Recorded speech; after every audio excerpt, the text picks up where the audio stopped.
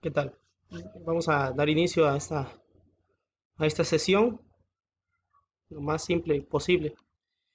Clasificación y selección de refrigerantes. El tema es bastante extenso. Desde la unidad uno ya vimos la función que cumple un refrigerante, eh, la clasificación y bueno, es parte de esta unidad 3 ver el tema de refrigerantes.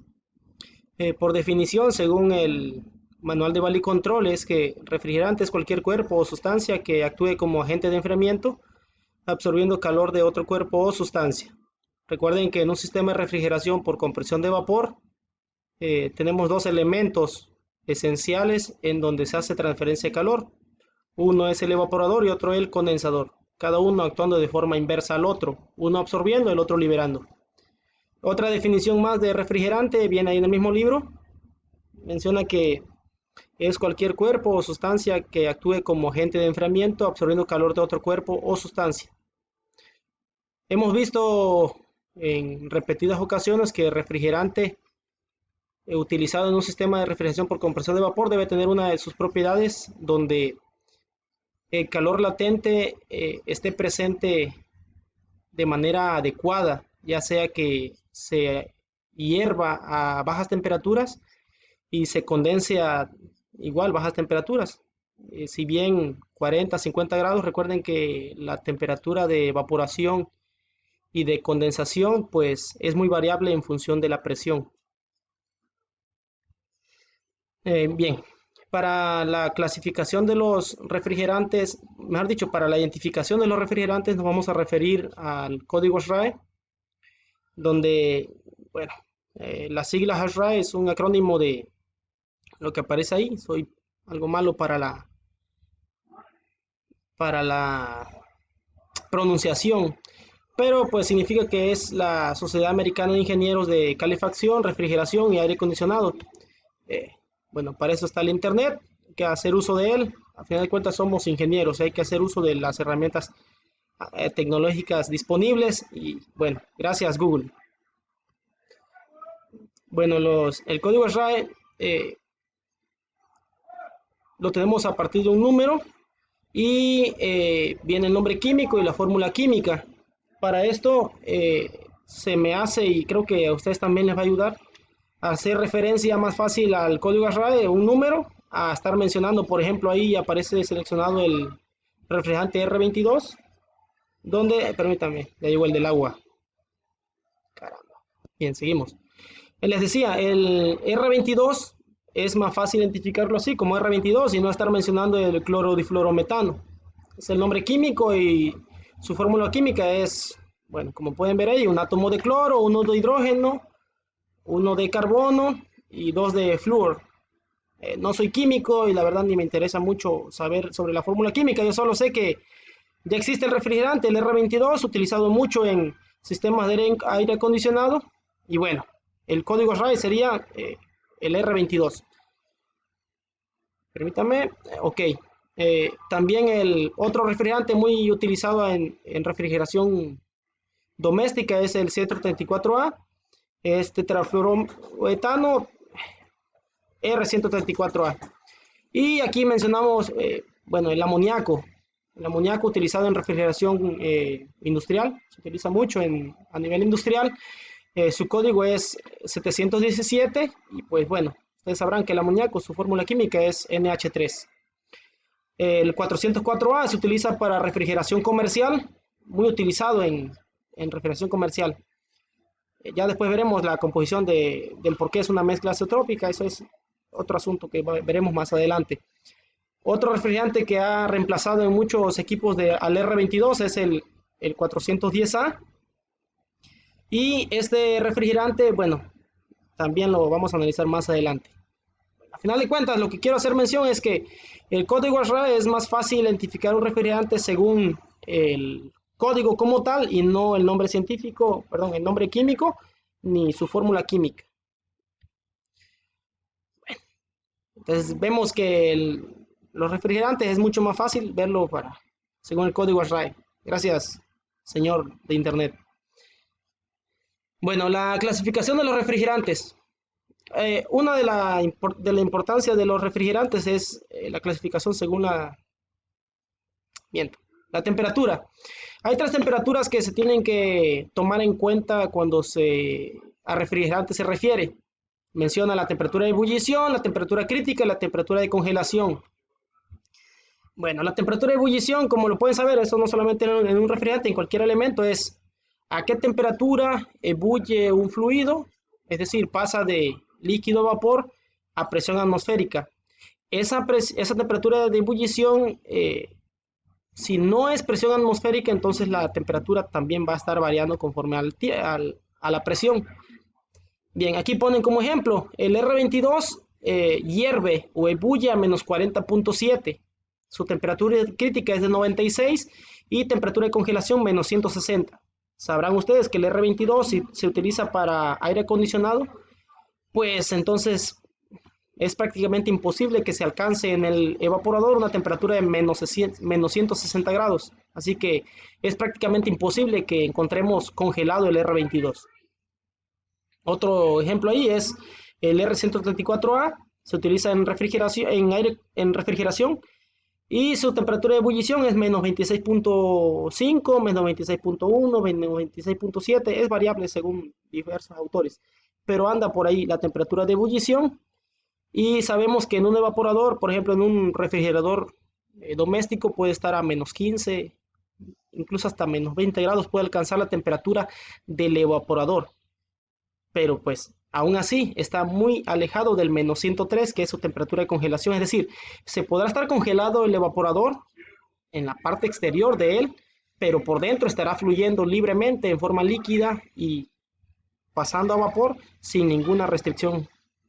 Es por eso que en un sistema de refrigeración es de suma importancia hacer un buen vacío para evitar que haya humedad, es decir, concentraciones de agua dentro del sistema. Esta tabla es muy interesante, nos menciona la temperatura estimada de un evaporador. Por ejemplo, aquí vean que menciona que en aire acondicionado generalmente es a 6 grados, la temperatura justa del evaporador. Ya donde nos pega a nosotros el aire, pues puede estar a mucho más temperatura, ya que está haciendo transferencia de calor con el aire en el ambiente. Bien, a todo esto, la temperatura de saturación. Para cualquier líquido, dice ahí la definición, la temperatura a la que se lleva a cabo la ebullición se conoce como temperatura de saturación, es el término utilizado, la temperatura de saturación. Así que la temperatura de saturación de un refrigerante, si está bueno, varía mucho, pero si estuviera a 20 grados la temperatura de saturación según la presión y las condiciones que se tienen a 20 grados, significa que en ese momento a 20 grados el refrigerante hierve, pero también por debajo de esos 20 grados, si estamos en el condensador, el refrigerante se satura y se convierte en líquido. Es decir, es el punto de transición entre líquido y vapor y líquido. Es ese límite que se tiene. Okay. Aquí vamos a considerar, como es mucha la información, vamos a considerar solamente el R22. Ya habíamos visto y es sabido que el cero que aparece ahí en la presión de saturación en PSIG, el cero equivale a 0 PSI por encima o por debajo de la presión atmosférica. Vean que kilopascales 101.3 equivale a una atmósfera. Entonces, en un manómetro nos va a registrar 0, significa que es 0 presión diferencial con respecto a la atmósfera. Pero bueno, entonces en el R22 ahí aparece el menos 40.7, que es la temperatura a la cual hierve el refrigerante siempre y cuando se encuentre a presión atmosférica. Ya habíamos visto que eso es prácticamente imposible tenerlo en forma líquida aquí en nuestra región, sobre todo ahorita que me estoy asando de calor. Abres una válvula de un bote refrigerante y en automático sale en forma gaseosa. Bueno, entonces, observen ahí, tenemos la temperatura de saturación para el R22 menos 40.7 siempre y cuando estemos a presión atmosférica. Menos 40.7. ¿Qué pasa si tenemos en el condensador? Perdón, en la presión de baja tenemos 60 PSI, ahora ya cayó a 1.2. Perdón, subió a 1.2, de menos 40.7 subió a 1.2 y es por esto que la temperatura a la cual hierve es muy variable dependiendo de la presión. Y nuevamente, si estuviéramos por ejemplo, en el condensador, si está a 250 psi, requeriría solamente 47 grados Celsius para poder convertirse de vapor a líquido, que es el trabajo del condensador. Bien, en esta tabla, vean, el R22 es para el mismo R22, tenemos aquí la curva del R22. Eh, tenemos entonces que para el R22 a 60 psi, tenemos 60 psi, buscamos el 60, equivale a una temperatura aproximada de 0 grados. ¿Qué significa? Que, bueno, es una equivalencia aquí. Entonces, lo que está indicando es que entre más incrementa la presión, más incrementa la temperatura a la cual se encuentra el punto de saturación. Ahí está otra tabla de saturación. Ustedes pueden corroborar cada punto para que vean que la curva del refrigerante va acorde a lo que viene en la tabla. Bueno, dato curioso, aquí en clase recuerdan esa parte, sobre todo los de el R717, que es el amoníaco, dice que no va a utilizarse con tubería de cobre. Entonces, gracias Irving. Tienes mi respeto y sobre todo tienes un 10% adicional siempre y cuando hagas referencia en algún comentario a que se haga efectivo ese 10% y yo me quedé espantado porque no esperaba esa respuesta. Chido. Bueno, varias formas de clasificar los refrigerantes. Una de ellas es de acuerdo a su composición. Los compuestos puros y los que son mezclas. Las mezclas al igual se dividen en zeotrópicas y azeotrópicas.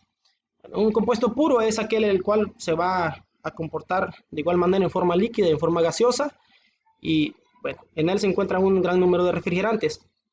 Ahora, las mezclas zeotrópicas son aquellas mezclas de dos o más refrigerantes puros, pero con diferente volatilidad. ¿Qué significa? El comportamiento interno se unen dos o más refrigerantes y creamos una mezcla zeotrópica. Al igual que las azeotrópicas, hay unas diferencias entre ellos, ya después profundizaremos más en ellas.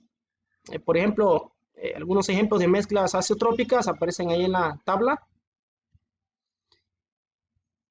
Lo que ocurre aquí con el R404 que aparece en la tabla es que el cambio que ocurre en el punto de ebullición es que como está compuesto por tres refrigerantes distintos, el 404A, cada refrigerante se comporta de forma independiente. Así que, de preferencia, y esto se sabe mucho a nivel técnico, que cuando se utiliza un refrigerante en forma de los que son zeotrópicos, siempre se debe encargar en forma líquida, siempre, ya que si lo hacemos en forma gaseosa, cada refrigerante tiene una presión de vapor distinta. Entonces, el que tiene mayor concentración y mayor presión tiende a quedar en la parte superior. Entonces, eso va a provocar que si cargamos en forma líquida, en forma gaseosa, se hace de forma inadecuada, ya que la concentración cambia. Eso no ocurre en los refrigerantes que son en forma de los azeotrópicos. Cabe mencionar que el 410A también es un refrigerante zeotrópico y por lo tanto su composición química varía mucho. Bueno, esto gracias al manual de Control. Anoche me tardé mucho encontrando esta escena de que después de que el manual, muchas veces se dice, ¿no?, que el manual de Control u otros tiene incluso una tendencia y se nota que es bastante viejo el manual, pero la verdad la información que tiene es bastante útil. Si bien habrá información que sea más reciente, pero lo que tiene es útil hasta el día de hoy y lo seguirá siendo dentro de 20 años más. Bueno. Para la carga de refrigerante hay tres formas. No tres formas, sino tres factores que se deben considerar. Pero esto lo vamos a analizar en el siguiente video. Yo creí que esto iba a echármelo en 5 minutos, como las exposiciones de algunos. Ustedes pueden saber quiénes son los que tardan mucho, porque saben mucho del tema. Por ejemplo, Erwin, y los que tardan 2-3 minutos, compañeros de Erwin. Entonces, hacemos una pausa y continuamos en el siguiente video con estas diapositivas. Sirve que tome un poquito de agua.